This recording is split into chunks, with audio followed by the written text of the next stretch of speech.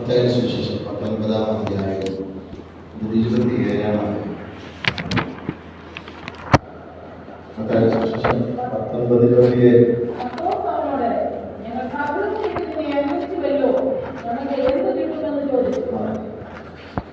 പത്രോസിന്റെ ഒരു ചോദ്യമാണ്, ഞങ്ങൾ സകലവും വിട്ട് നിന്നെ അനുഗമിച്ചു, ഞങ്ങൾക്ക് എന്ത് കിട്ടും? ഈ ചോദ്യം നമ്മൾ വായിച്ചിട്ടുള്ളതാ, പലപ്പോഴും അത് മനസ്സിലാക്കിയിട്ടുണ്ട്. കർത്താവിന് വ്യക്തമായ ഒരു മറുപടി അതുണ്ട്. പക്ഷേ പത്രോസിന്റെ ചോദ്യം അത്ര രസമുള്ള ചോദ്യം അല്ല. പത്രോസിന്റെ ചോദ്യത്തെങ്കിൽ ഭൗതികമായ ചിന്ത തന്റെ മനസ്സിൽ വെച്ചുകൊണ്ടാണ് ഞാൻ എന്ത് ചെയ്യുന്നത് ചോദിക്കുന്നത്. ഞങ്ങളെല്ലാം വിട്ടു, നിന്നെ എന്ത് ചെയ്തു? ഞങ്ങൾ എല്ലാം വിട്ട് നിന്റെ പുറകെ എന്ത് ചെയ്തു? വന്നു. ഈ ലോകത്തിലെ ചിന്തയാണ് ആ ചോദ്യത്തിന്റെ അകത്തുള്ളത്, അല്ലേ? ഈ ലോകത്തിലെ ചിന്തയാണ് അതിനകത്തുള്ളത്. നമ്മുടെ ചിന്തയിൽ ഇങ്ങനെ ചോദ്യം വന്നേക്കാം, കർത്താവിനെ സേവിച്ചു, എനിക്കത് കിട്ടി. ബന്ധുക്കളൊക്കെ പെടാൻ ഞാൻ നാട്ടുകാരെയൊക്കെ എന്ത് ചെയ്തു? കൂട്ടുകാരെയൊക്കെ പെടാക്കി മറ്റൊന്നും വേണ്ടെന്ന് പറഞ്ഞ് കർത്താവിന് പിന്നാലെ നമ്മൾ എന്ത് ചെയ്യുന്നു? ഇറങ്ങി തിരിക്കുമ്പോൾ ചിലപ്പോഴൊക്കെ ചോദിക്കും, ചിന്തിക്കും, കർത്താവേ ഞാനെല്ലാം വീട്ടിൽ നിന്നെ എന്ത് ചെയ്യും? കഷ്ടം സഹിച്ചു, നിന്നെ സഹിച്ചു, ബന്ധുക്കളുടെ എന്ത് ചെയ്തു? അവരെ ഒരു വിധത്തിലെങ്കിലും ഉപേക്ഷിക്കുന്നില്ല നമ്മൾ, എങ്കിലും എന്താണ് അവരുടെ വാക്കൊന്നും കേൾക്കാതെ കർത്താവിന്റെ പിന്നാലെ ഇറങ്ങി തിരിച്ചിരിക്കുന്ന നമുക്ക് എന്ത് കിട്ടും? ലോകത്തിലൂടെ പോയാലേക്ക് ഒത്തിരി കാര്യങ്ങൾ എന്ത് ചെയ്തേ? പക്ഷെ ദൈവത്തെ സേവിക്കുന്നത് കൊണ്ട് നമുക്ക് എന്ത് കിട്ടും? ദൈവത്തെ സേവിച്ചാലുള്ള പ്രയോജനം എന്താണ്? മത്തായിയുടെ സുവിശേഷം 4-ാം അധ്യായം 18, 19, 20, 22 വായിക്കാം. മത്തായിയുടെ സുവിശേഷം 4 ഗലീലിയിലെ കടപ്പുറത്ത് നടക്കുമ്പോൾ ശിമോൻ, അന്ത്രയോസ് കണ്ടു, എന്റെ പിന്നാലെ വരുവിൻ, ഞാൻ നിങ്ങളെ മനുഷ്യനെ പിടിക്കുന്നവരാകും എന്ന് അവരോട് പറഞ്ഞു. യേശുവിനെ അനുഗമിച്ചു. അടുത്തത്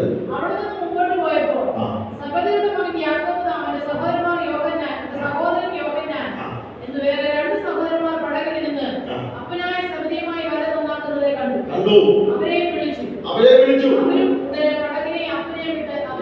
പടകിനെയും അപ്പനെയും വിട്ട് ഇവിടെ തൊഴിൽ മൊത്തം എന്ത് ചെയ്തു? അവരുടെ അപ്പനെയും അവരുടെ കുടുംബമൊക്കെ എന്ത് ചെയ്തു? വിട്ടു. അവരുടെ സഹോദരന്മാരെയൊക്കെ വിട്ടു, അവരുടെ വല വിട്ടു, അവരുടെ വള്ളം വിട്ടു. ചിന്തിച്ചോക്കെ അവരുടെ ഉപജീവന മാർഗം മുഴുവൻ എന്ത് ചെയ്തു? വിട്ടു, ഉപേക്ഷിച്ചു. യേശുവിന്റെ പിന്നാലെ ചൂണ്ടക്കാരൻ മത്തായി ചൂണ്ടപ്പിച്ചോണ്ടിരിക്കുക. യേശു അവനെ എന്ത് ചെയ്തു? നോക്കിയിട്ടു അവന്റെ ജോലി കാണുന്ന അവൻ യേശുവിന്റെ പിന്നാലെ പോയി. ഒരു വീട്ടിൽ കർത്താവിനെ സേവിക്കുന്നിടത്ത് ചാനലുണ്ട് കേട്ടോ. ഒരു വീട്ടിൽ കർത്താവിനെ സേവിക്കുന്നിടത്ത് ചാനലുണ്ട്.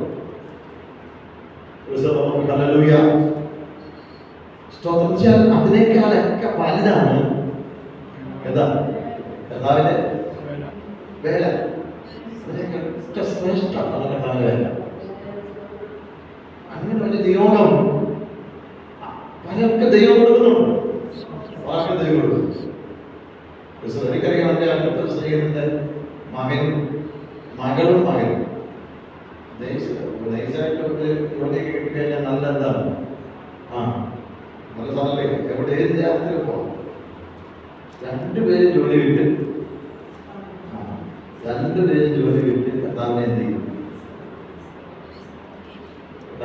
ആയിരം എടുത്ത് ഒരു IPC വേല ചെയ്തുകൊണ്ടിരിക്കും.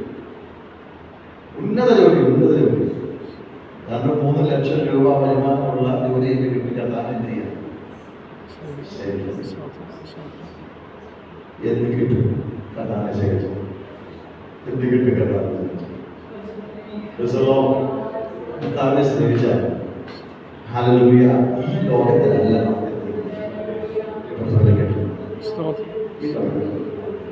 നമ്മളൊരു താൽക്കാലിക ഭവനത്തിന് വേണ്ടിയാണ് നമ്മുടെ കർത്താവിന്റെ പിന്നാലെ പോയത്. ആണോ?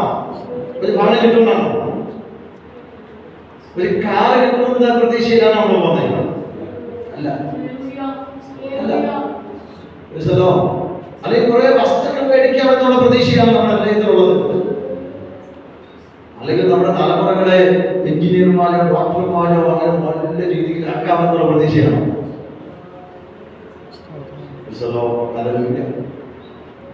ഈ ലോകത്തിലുള്ള എന്തെല്ലാം നമുക്ക് കിട്ടിയാലും ഇതെല്ലാം നമ്മൾ എന്ത് ചെയ്യും?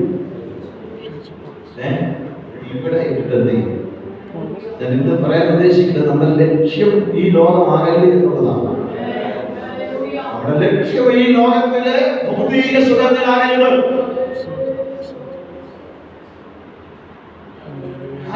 ആ ചോദ്യമാണ് നമ്മൾ ചോദിക്കുന്നത്. ഞാൻ വലയും വള്ളവും അല്ല വിട്ടോ, ഞങ്ങൾക്കെന്ത്?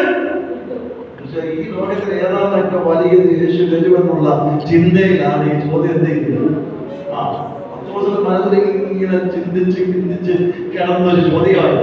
മനസ്സിൽ ഇങ്ങനെ ഒറ്റയ്ക്കൊക്കെ ഇരിക്കുമ്പോൾ ചിലപ്പോൾ ചിന്തിച്ച് കാണാം, ഞങ്ങൾക്കെല്ലാം വിട്ടു ഞാൻ കർത്താവിനെ പറയുന്നത് ചെയ്യണം വരുവാണ്. ഭാവി, ഞങ്ങളുടെ ഭാവി എന്തായിരിക്കും? ഞങ്ങളുടെ തലമുറയുടെ ഒക്കെ ഭാവി എന്തായിരിക്കും?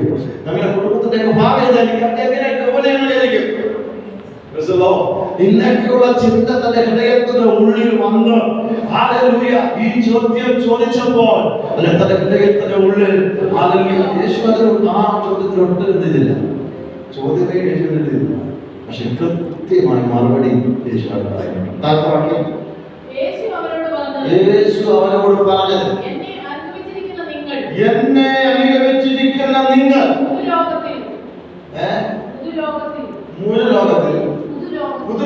പുതുലോകത്തിൽ മനുഷ്യപുത്രൻ തന്റെ സിംഹാസനത്തിൽ ഇരിക്കുമ്പോൾ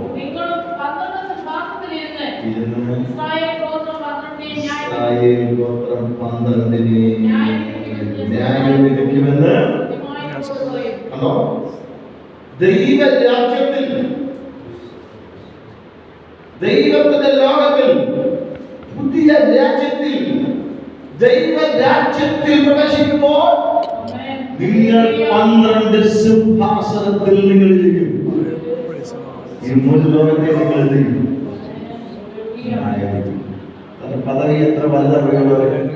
ചില പതിനേഴൊക്കെ തങ്ങളുടെ പദവി എത്ര ശ്രേഷ്ഠമാണ്, തങ്ങളുടെ പദവി എത്ര ഉന്നതമാണ്. മൂന്ന് ലോകത്തെ ന്യായം വിധിക്കും. വേറെ ആർക്കാ പദവി ചെയ്യുന്നില്ല കിട്ടോ? കഴിഞ്ഞ ആഴ്ച 24 സിംഹാസനം 12 സിംഹാസനത്തിൽ ഇവരെ നിങ്ങളിരിക്കും. അടുത്ത നാമനിമിത്തം വീടുകളെയോ സഹോദരന്മാരെയോ സഹോദരിയെയോ അപ്പനെയോ അമ്മയെയോ മക്കളെയോ നിലങ്ങളെയോ വിട്ടുകളഞ്ഞവനെ എല്ലാം 100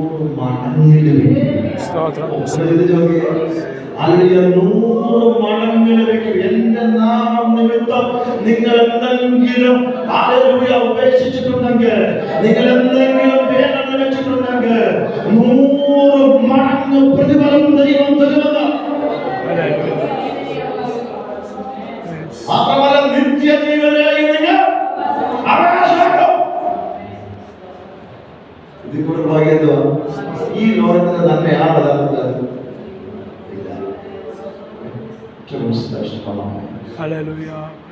ഏറ്റവും ഉന്നതമായ ഏറ്റവും അത്ഭുതകരമായ ഒരു അവകാശത്തെങ്കിലും എനിക്ക് നമ്മെ വിളിച്ചിരിക്കുകയാണ്.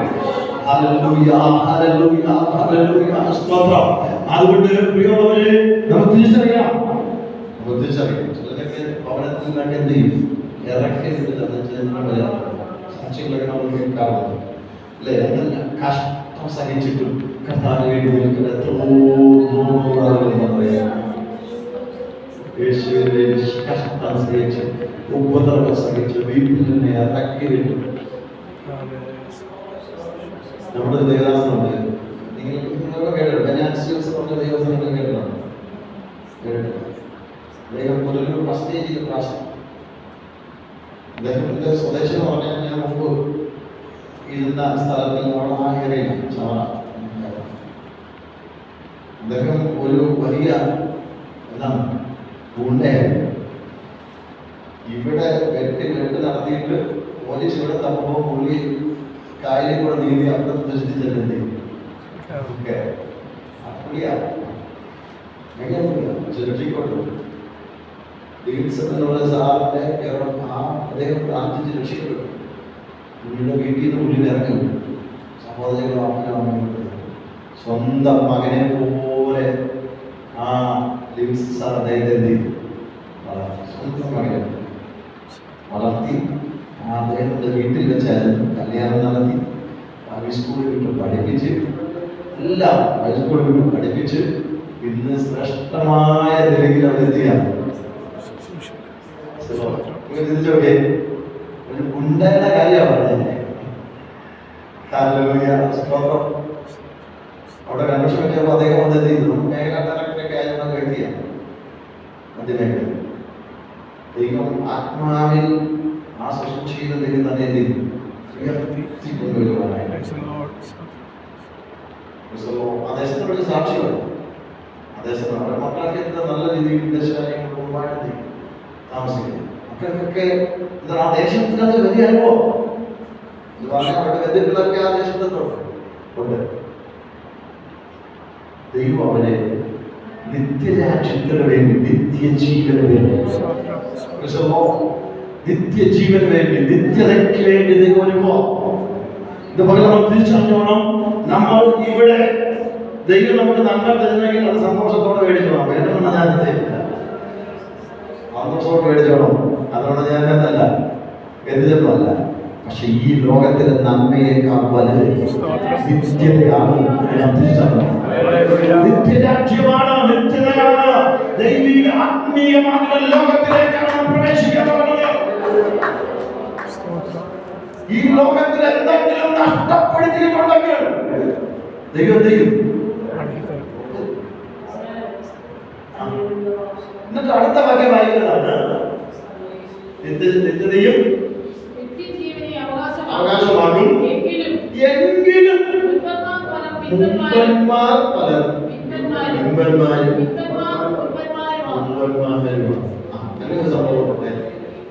എന്തുവാ? എങ്കിലും മുമ്പന്മാർ പലർ പിമ്പന്മാരും പിമ്പന്മാർ പലർ മുമ്പന്മാരുമാകും. എന്ന് പറഞ്ഞാൽ എന്താ പറഞ്ഞാ? പ്രതിഫലം കൊടുക്കുന്നത് ഒരുപോലെ. മനസ്സിലായോ? പ്രതിഫലം കൊടുക്കുന്നത് ഒരുപോലെ പ്രതിഫലം കൊടുക്കും. അതിനെ കണക്ട് ചെയ്തുകൊണ്ടാണ് 20-ാം അധ്യായം തുടങ്ങുന്നത്. അതിനെ കണക്ട് ചെയ്തുകൊണ്ട് അതിനെ ഒന്ന് വിശദീകരിക്കുകയാണ്. ആ ചോദ്യത്തിന് 21-ാം വാക്യത്തിലുള്ള ആ ചോദ്യത്തിന്റെ വിശദീകരണം വന്ന് 19-ാം അധ്യായം നിൽക്കുന്നു. പക്ഷെ 20-ാം അധ്യായം അതിന്റെ വിശദീകരണം പിന്നെ തുടങ്ങുകയാണ്. ഒരു മനുഷ്യന്റെ ജീവിതത്തിലുള്ള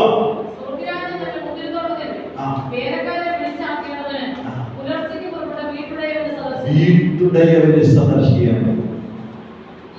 ഓക്കെ, അടുത്തത്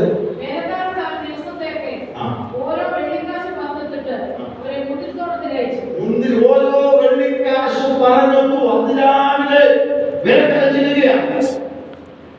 ഇവിടെ യജമാനൻ എന്ന് പറഞ്ഞ ദൈവം തന്നെയാണ്.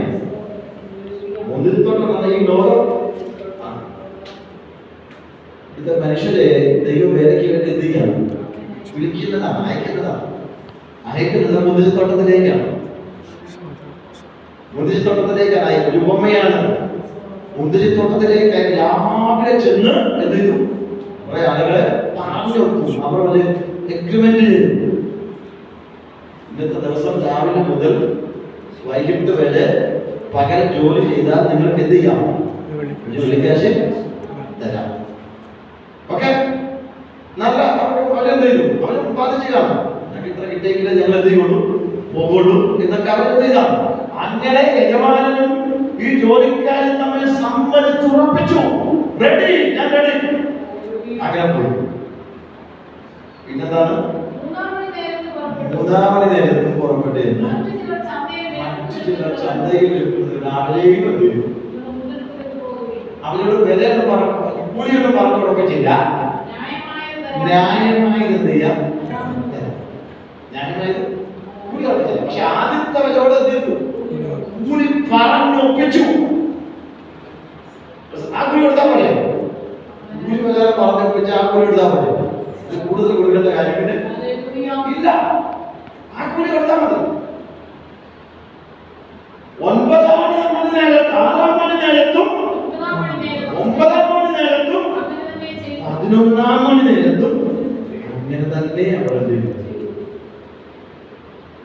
അപ്പൊ ഏർലി മോർണിംഗ് പിന്നെ എന്താണ് 3 മണി 6 മണി 9 മണി 11 അതുപോലെ തന്നെ ചെയ്യും.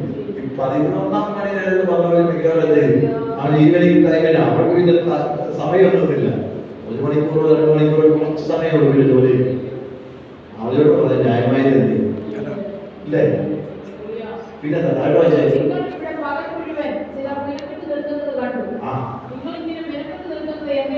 ചോദിച്ചു വിളിക്കായികയാൽ അത്രേ ചെന്ന് നിൽക്കുന്നത്. അവരോട് പറഞ്ഞു സന്ധിയായി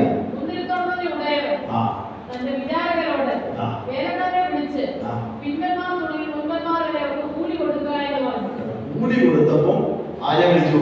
11 മണി നേരത്തെ എന്നവനെ ആദ്യം വിളിച്ചു. അവനെന്ത് ചെയ്തു?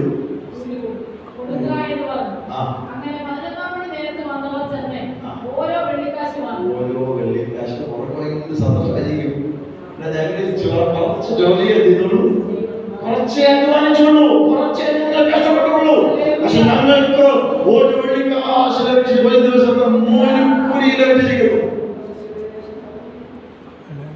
അടുത്ത വിളിച്ചു 9 മണിക്ക് വരും അതേ കൂലി. 6 മണി നേരത്തെ ചെന്നവരും അതേ കൂലി. അത് രാവിലെ ചെന്ന് പറഞ്ഞ അവർക്ക് അത്രയും കിട്ടിയെങ്കിൽ ഞങ്ങൾക്ക് എന്ത് ചെയ്യും? ഞങ്ങൾക്ക് കൂടുതൽ കിട്ടും. അവരത് എന്താ അവിടെ പ്രശ്നം. ഞങ്ങൾക്ക് കൂലി എന്ത് ചെയ്യും? കൂടുതൽ കിട്ടും. പ്രതീക്ഷിച്ചിരിക്കുക. അവർക്ക് ഒരു വെള്ളിക്കാശ് കൊടുത്തെങ്കിൽ ഞങ്ങൾക്ക് എന്ത് ചെയ്യും?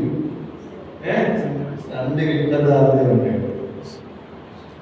2 കിട്ടാൻ സാധ്യതയുണ്ട്. അവർക്ക് കിട്ടിയതെന്താ? പറഞ്ഞതല്ലേ? അത് കൂടുതൽ കൊടുക്കേണ്ട ആവശ്യമില്ലല്ലോ. പറഞ്ഞതല്ലേ? അവർക്ക് എന്ത് ചെയ്യും?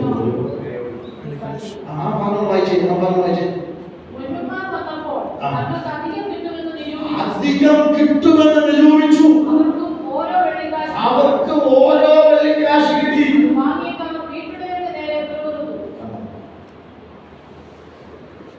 ശ്രദ്ധിച്ചോണം, എല്ലാവർക്കും ഒരേപോലെ കൂലി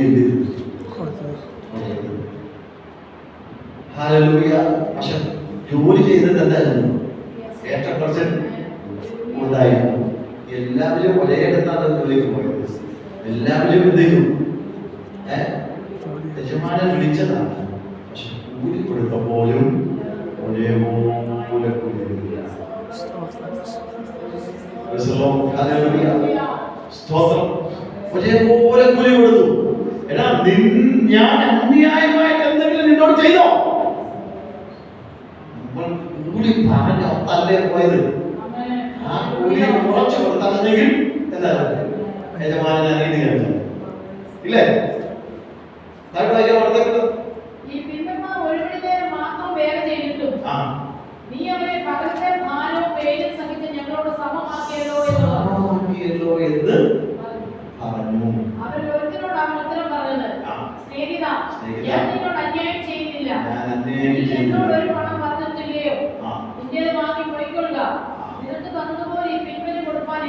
എന്ന് പറഞ്ഞു. ഇഷ്ടമുണ്ട്. ഇല്ലയോ?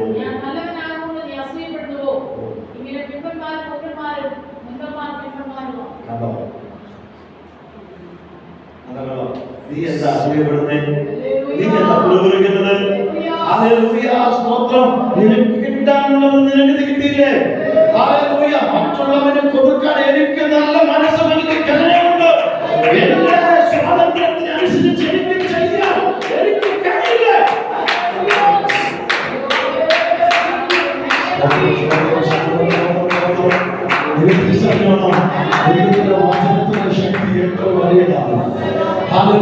ദൈവം പറയുക, ദൈവം കരുണയും നീതിയുമുള്ള ദൈവമാണ്.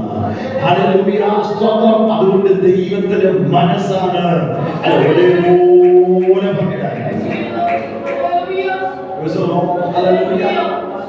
എന്താ പറയുന്നത്? മുമ്പന്മാർ പലരും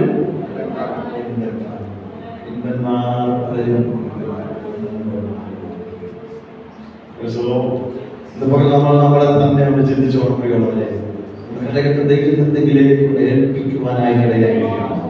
ഹല്ലേലൂയ, സ്തോത്രം. ഈ ലോകത്തിൽ എന്തെങ്കിലും നന്മയല്ല നമ്മുടെ ഹൃദയത്തിൽ ചിന്തിക്കേണ്ടത്. ദൈവം എനിക്ക് തരുന്ന ഒരു പ്രതിഫലമുണ്ട്. ദൈവത്തിന്റെ പ്രതിഫലത്തിന് വേണ്ടിയാണ് നമ്മൾ കാത്തിരിക്കുന്നത്. ദൈവത്തിന്റെ പ്രതിഫലത്തിന് വേണ്ടിയാണ് നമ്മൾ കാത്തിരിക്കുന്നത്. ഹല്ലേലൂയ, സ്തോത്രം. ലോകത്തിൽ എന്തെങ്കിലും നമുക്ക് കിട്ടുന്നുണ്ടെങ്കിൽ അതൊക്കെ ഒരു ബോണസായി നമ്മൾ അങ്ങനെ തോന്നാം. അതൊക്കെ ദൈവം നൽകിയ ഒരു പ്രോത്സാഹന സമ്മാനമാണ്. മക്കളെ അനുഗ്രഹിച്ചോ? അതിൽ പ്രോത്സാഹന സമ്മാനമാണ്. ജനത്തിന്റെ മുമ്പിൽ, മറ്റുള്ള മുമ്പിൽ നമ്മെ ലജ്ജിപ്പിക്കാതെ ദൈവം അത് നമുക്ക് നൽകിയ നന്മയാണ്. സ്തോത്രം ചെയ്ത് മേടിച്ച് ദൈവത്തിന് മഹത്വം കൊടുത്തോണം. വീട് കിട്ടിയോ? ഹല്ലേലൂയ, സ്തോത്രം ചെയ്ത് മേടിച്ച് ദൈവത്തിന് മഹത്വം കൊടുത്തോണം. ഹല്ലേലൂയ, സ്തോത്രം. ദൈവത്തെ സേവിച്ചതിന് നിമിത്തം ഹല്ലേലൂയ, ദൈവനാമം അപമാനിക്കാതിരിക്കേണ്ടതിന്, ദൈവനാമം അത് അപമാനിക്കപ്പെടാതിരിക്കേണ്ടതിന് ദൈവം നമുക്ക് നൽകിയ പ്രോത്സാഹന സമ്മാനമാണ്.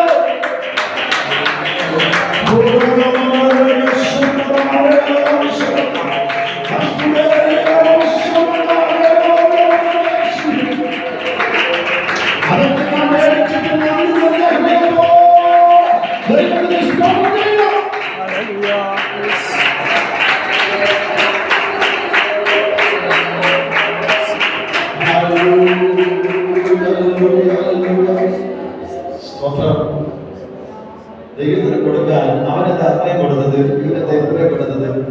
അസുഖപ്പെടാനും കുറുകൊടുക്കാനും പാടില്ല കേട്ടോ. കാരണം അത് ദൈവം ആഗ്രഹിക്കുന്നില്ല, ദൈവം ഇഷ്ടപ്പെടുന്നതേ ഇല്ല. അങ്ങനെ കുറുകൊടുത്ത് പ്രാർത്ഥിച്ചത് കൊണ്ടും ദൈവത്തിന്റെ മനസ്സൊക്കെ മാറുന്നു ഇല്ലെന്നേ.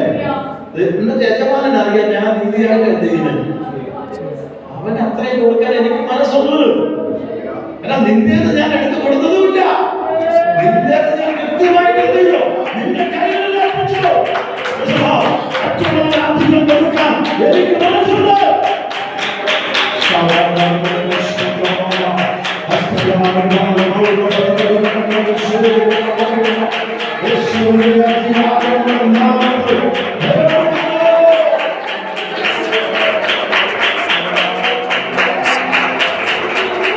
Hallelujah. 30 വർഷം മുമ്പ് രക്ഷിക്കപ്പെട്ടവര് ഇപ്പം രക്ഷിക്കപ്പെട്ട് നാണപ്പെട്ടവർക്ക് ദൈവം പ്രതിഫലം ചെയ്യും. ദൈവം പ്രതിഫലം ചെയ്യും. ഒരേപോലെ പങ്കിടും. ഒരേപോലെ പങ്കിടും. എങ്കിലും മുമ്പന്മാർ പിൻപന്മാരും പിൻപന്മാർ മുമ്പന്മാരും. Hallelujah. Hallelujah.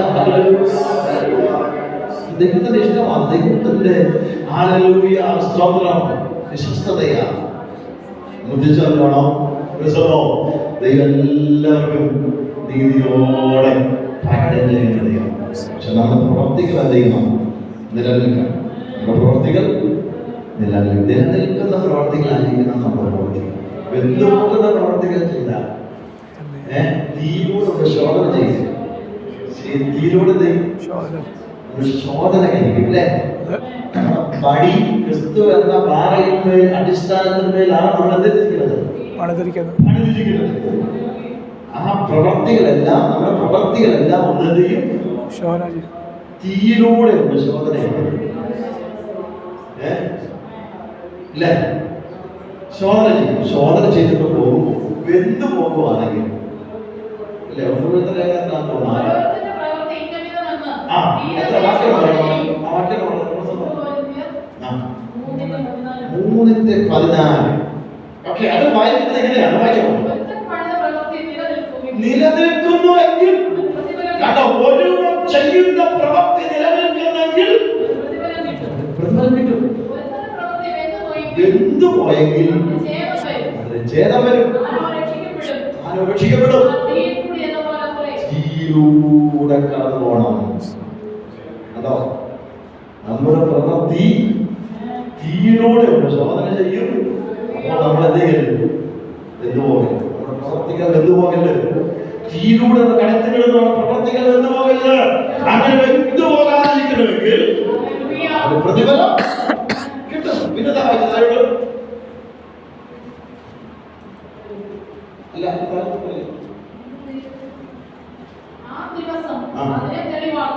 തീയോടെ വെളിപ്പെട്ട് വരും. തീ തന്നെ ശോധന ചെയ്യും. നിലനിൽക്കുന്നുവെങ്കിൽ അവന് പ്രതിഫലം കിട്ടും. വെന്തുപോയെങ്കിൽ ഛേദം വരും. താനോ രക്ഷിക്കപ്പെടും. തീയിൽ കൂടെ എന്ന പോലെ തന്നെ. അപ്പം നമ്മുടെ പ്രവർത്തികളൊക്കെ എന്ത് ചെയ്യും? തീയിലൂടെ പറ്റും. ശോധന ചെയ്തേ പറ്റും. അല്ലെങ്കിൽ തീയിലൂടെ കടത്തിവിടും. പ്രവർത്തികളൊന്നും വെന്തു പോകല. നീതിയോടെയാണ് നമ്മൾ പ്രവർത്തിക്കുന്നതെങ്കിൽ നമ്മുടെ പ്രവർത്തികളൊന്നും എന്തു പോകത്തില്ല. വിശ്വസ്തയോടെയാണ് കർത്താവിനെ സേവിക്കുന്നതെങ്കിൽ നമ്മുടെ പ്രവർത്തികളൊന്നും എന്തു പോകത്തില്ല. ഹല്ലേലൂയ, സ്തോത്രം. വിശുദ്ധിയോടെയാണ് കർത്താവിനെ സേവിക്കുന്നതെങ്കിൽ നമ്മുടെ പ്രവർത്തികളൊന്നും എന്തു പോകത്തില്ല. അതിനെല്ലാം പ്രതിഫലം ദൈവം നൽകുവാനായിട്ടിടയായിരുന്നു. അതുകൊണ്ട് ദൈവത്തിന്റെ ആ വിശുദ്ധ കരങ്ങളിലേക്ക് പ്രതിഫലത്തിന് വേണ്ടി നമ്മൾ സമർപ്പിക്കണം. കേട്ടോ, പ്രതിഫലത്തിന് വേണ്ടി നമ്മൾ സമർപ്പിക്കണം. ദൈവത്തിന്റെ മഹത്വം എടുക്കണം, ദൈവത്തിന്റെ ശക്തികൾ. ഹല്ലേലൂയ, സ്തോത്രം. ഗുരുവറക്കല്ലേ? അതുകൊണ്ട് ആരും ഗുരുവറക്കും, ആരും കണ്ടുകടിക്കരുത്. ദൈവത്തിന്റെ ഹിതമാണ്, ദൈവത്തിന്റെ ഇഷ്ടമാണ് അവനവന്റെ പ്രവർത്തിക്ക് കൂലി കൊടുക്കുക എന്നുള്ളത്. ദൈവത്തിന്റെ ഇഷ്ടമാണ്, ദൈവത്തിന്റെ ഹിതമാണ്.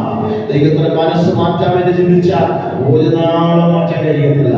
കാരണം ദൈവം നീതിമാനായ ദൈവമാണ്. നിനക്കുള്ളത് മേടിച്ചുകൊള്ളുക. അവൻ കൊടുക്കുവാൻ എനിക്ക് മനസ്സുണ്ട്. എനിക്കുള്ളത് കൊടുക്കുവാൻ എനിക്ക് സ്വാതന്ത്ര്യമില്ല.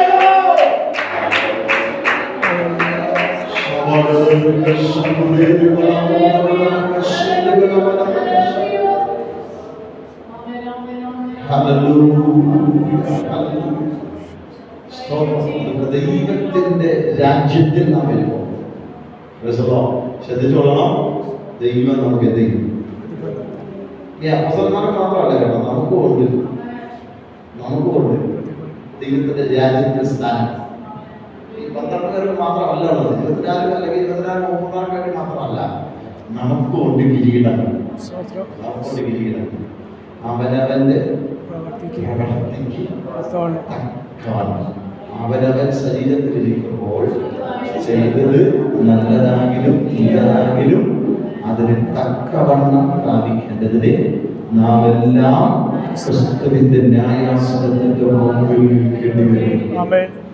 പ്രതിഫലം മേടിക്കാൻ ഈ പ്രതിഫലം മേടിക്കുന്ന സമയം നാം രൂപാന്തരപ്പെട്ട് ക്രിസ്തുവിനോടുകൂടെ വസിക്കുമ്പോൾ കേൾക്കുന്നില്ലേ? വിശുദ്ധന്മാർ എടുക്കപ്പെടുന്ന ഒരു ദിവസമുണ്ട് കേട്ടോ. അങ്ങനെ രൂപാന്തരം പ്രാപിച്ച് അല്ലെങ്കിൽ മരിച്ചവർ അക്ഷയയായി ഉയർത്തെഴുന്നേറ്റ് പിതാവിന്റെ അടുക്കലേക്ക് നമ്മൾ കയറി ചെല്ലുന്ന ഒരു സമയമുണ്ട്. 7 വർഷം എവിടായിരിക്കും? പിതാവിനോട് കൂടെ. ഈ ഈ 7 വർഷത്തിൽ നമുക്കൊരു പ്രതിഫലം തരും. അത് ന്യായവിധി എന്ന് പറയുന്നത് അത് ന്യായവിധിയല്ല, പക്ഷെ പ്രതിഫലം പങ്കെടുക്കുന്ന സമയമാണ്. അപ്പോഴാണ് അവനവന്റെ ചിലര് സൂര്യനെ പോലെ പ്രകാശിക്കും, ചിലര് ചന്ദ്രനെ പോലെ പ്രകാശിക്കും, ചിലര് നക്ഷത്രങ്ങളെ പോലെ പ്രകാശിക്കും. അന്നറിയാം ഏറ്റവും കൂടുതൽ പ്രകാശിക്കുന്നത് ആരാണോ അവരായിരിക്കും ലോകത്തിലെ ഏറ്റവും നല്ല പ്രവൃത്തികൾ ചെയ്തത്. കിരീടങ്ങളും അങ്ങനെ തന്നെ. കഷ്ടത അനുഭവിച്ചവരുടെ കിരീടം വേറെ. ഏത് കിരീടം എന്നറിയാമോ? ആരുടെ കഷ്ടത അനുഭവിച്ചവർക്ക് വേറെ, ആരുടെ പീഡനം അനുഭവിച്ചവർക്ക് വേറെ, വിശ്വസ്തയോടെ നിന്നവർക്ക് വേറെ. ദൈവം തക്ക പ്രതിഫലം നൽകി അവരെ ക്രിസ്തുവിന്റെ അവരുടെ സ്ഥാനങ്ങൾ നൽകുവാനായിട്ടിടയായിട്ടില്ല, പട്ടണങ്ങൾ അവർക്ക് നൽകുവാനായിട്ടിടയായിട്ടില്ല. 1000 വാഴ്ചകൾ അവരുടെ ഈ ലോകത്തെ ഭരിക്കുന്ന അവരുടെ അധികാരം നമുക്ക് ലഭിക്കും. സിംഹാസനത്തിൽ അവരിക്കുന്നത് പോലെ അധികാരം 1000 ആണ്ട് വായിച്ചിട്ടുണ്ട് കേട്ടോ. പിതാവ് സിംഹാസനത്തിൽ ഇരുന്നുകൊണ്ട് വാഴുന്നത് സമയമുണ്ട്. 1000 ആണ്ട് വായിച്ച അത് വിശാലി കാലത്തിൽ അത് വിശാലിനെ എന്ത് ചെയ്യും? 1000 ആണ്ടത്തേക്ക്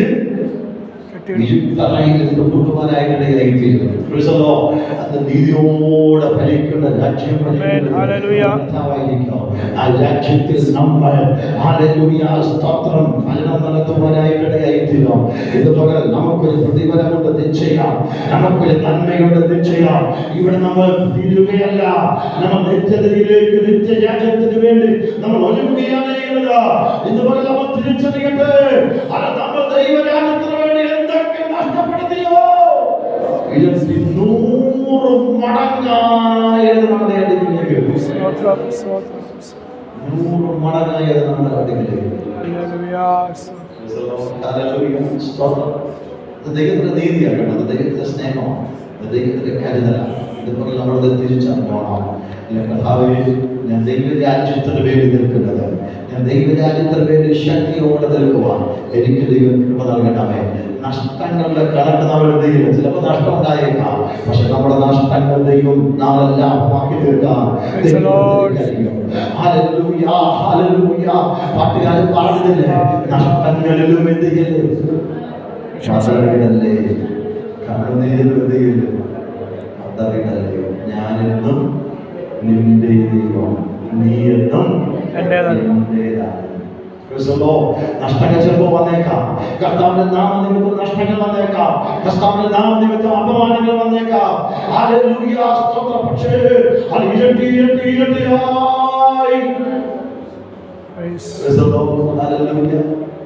ദൈവരാജ്യത്തിൽ അത് പ്രചോദനകരമായി, ദൈവരാജ്യത്തിനോട് അടിയന്തരമായി.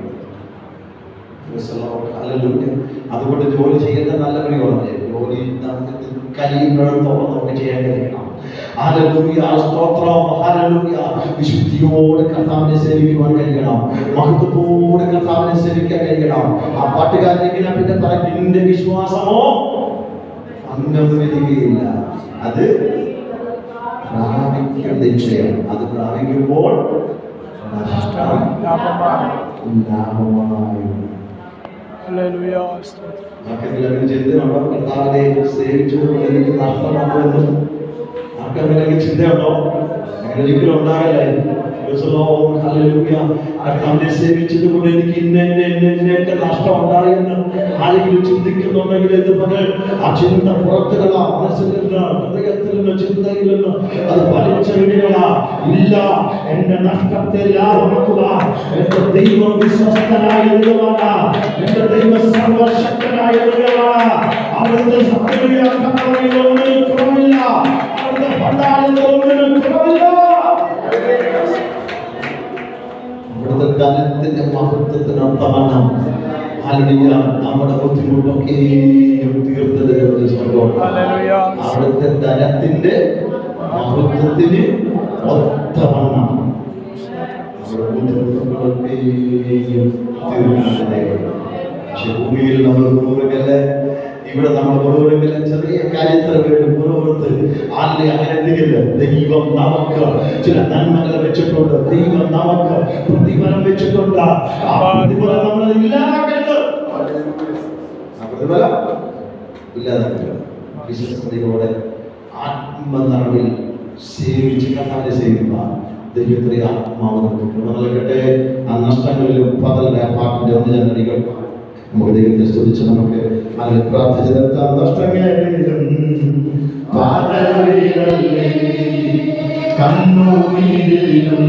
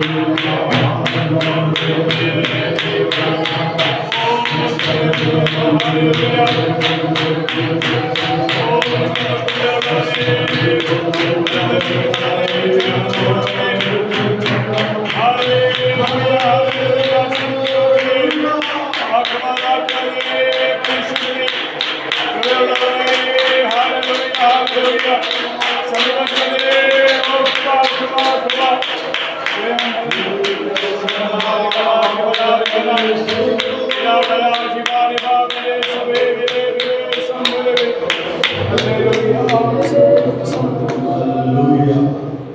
ആ നിത്യരാജ്യത്തിന്റെ അവകാശിയായി തീരുവാൻ, സിംഹാസനത്തിൽ ഇരിക്കുന്ന ഒരു പദവിയിലേക്ക് നമുക്ക് നൽകുവാൻ,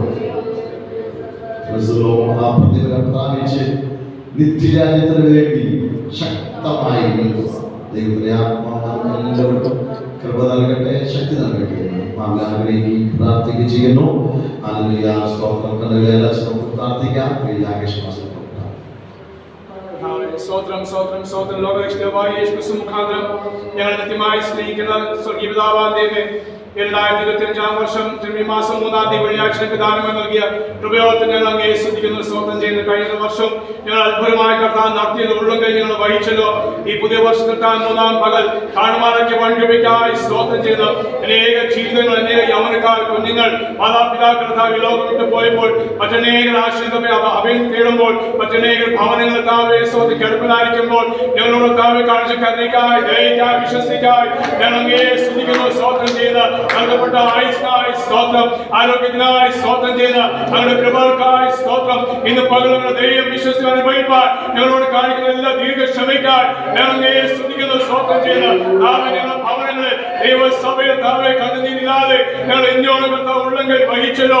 കണ്ണുനീർ തൂക്കുമ്പോൾ മനസ്സിൽ ദൈവത്തിലെ പ്രവൃത്തി ഞങ്ങൾക്ക് വേണ്ടി കഴിഞ്ഞ നാളുകൾ ചെയ്ത ദൈവം ഈ പുതിയ വർഷത്തിലും ഞങ്ങൾക്ക് വേണ്ടി ചെയ്യുവാൻ അങ്ങ് വിശ്വാസത്തിൽ ബലവാനാകുക ഞങ്ങൾ സ്തുതിക്കുന്നു, സ്തോത്രം ചെയ്യുന്നു.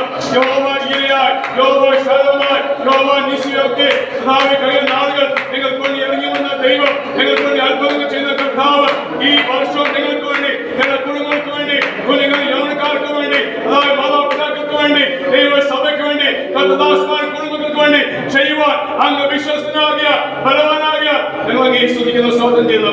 വീടാതെ നിങ്ങൾ സൂക്ഷിച്ചു തന്നെ മഹിമാസന്നിധി കളങ്കമില്ലാത്തതായി ആരെക്കോട് നിർത്തുവാൻ കഴിവും ശക്തിയും ബലമുള്ള കർത്താവായ യേശു ക്രിസ്തുവിൽ ഈ വർഷം ദൈവം ആശ്രയം വെക്കുവാൻ ഞങ്ങളെ കൂടുതലായി സഹായിക്കണമേ എന്ന് പ്രാർത്ഥിക്കുന്നു.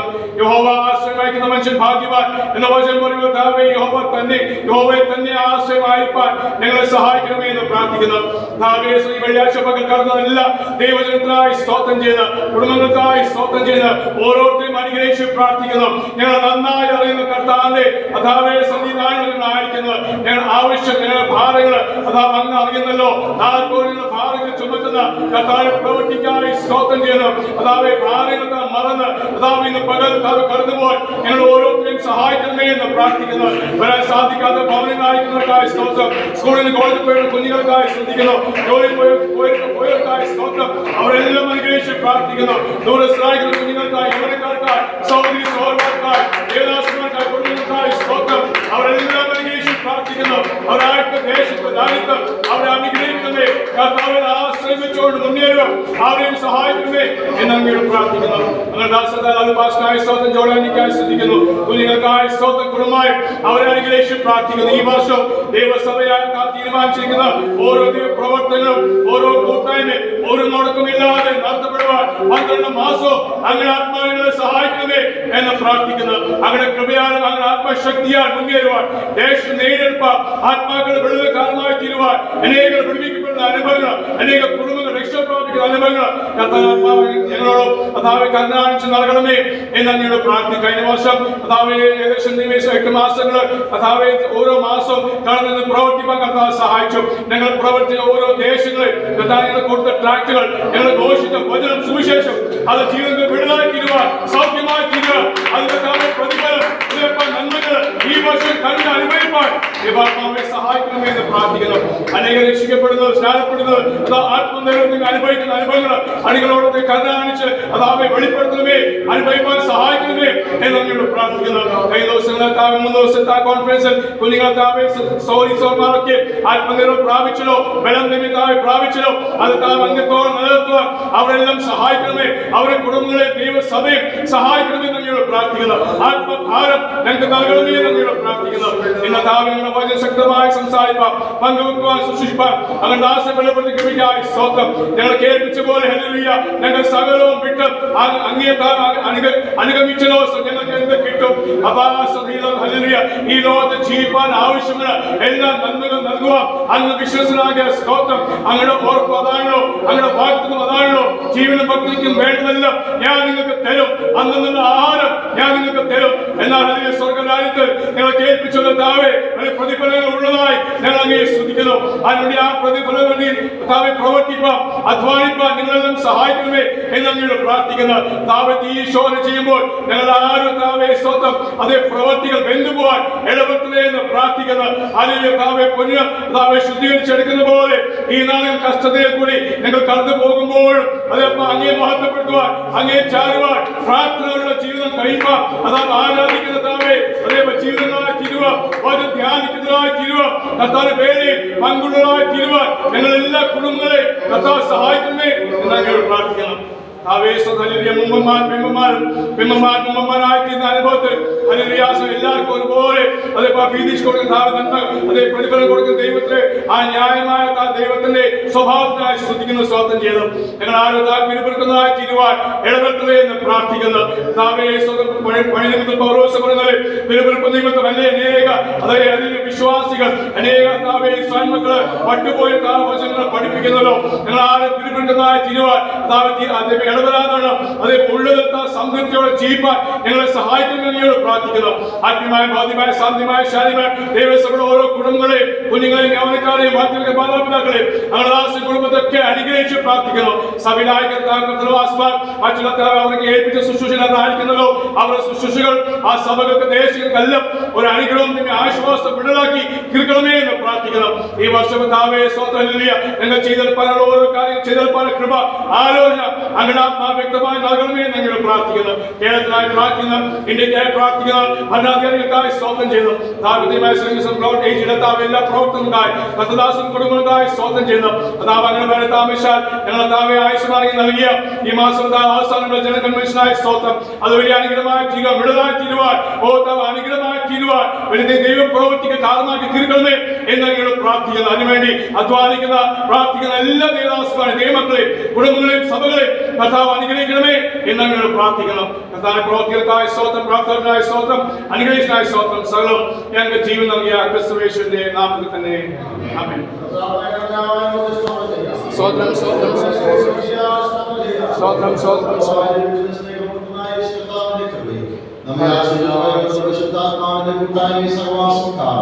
നമ്മുടെ പേരിൽ നാം പ്രാർത്ഥിച്ച സകല വിഷയങ്ങളും ഇപ്പോഴും എന്നേക്കും ഉണ്ടായിരിക്കുമാറാകട്ടെ. നമ്മുടെ ദൈവത്തെ സ്തുതിക്കാം. Hallelujah hallelujah hallelujah. നന്ദി. നമ്മൾ ധാരാളമായി അനുഗ്രഹിക്കട്ടെ. അന്വേഷാനുമായി കടന്നുവരാതെ സഹായിച്ചതിനോ ദൈവത്തെ സ്തുതിക്കുന്നു. ദിവസവും സാധാരണ വരാറില്ല. ദൈവം അനുഗ്രഹിക്കട്ടെ. നമ്മുടെ ഡിസംബർ 31 മീറ്റിങ്ങിന് വരാത്തവർ നിങ്ങളുടെ കാർഡ് പിടിച്ചിട്ടുണ്ട്.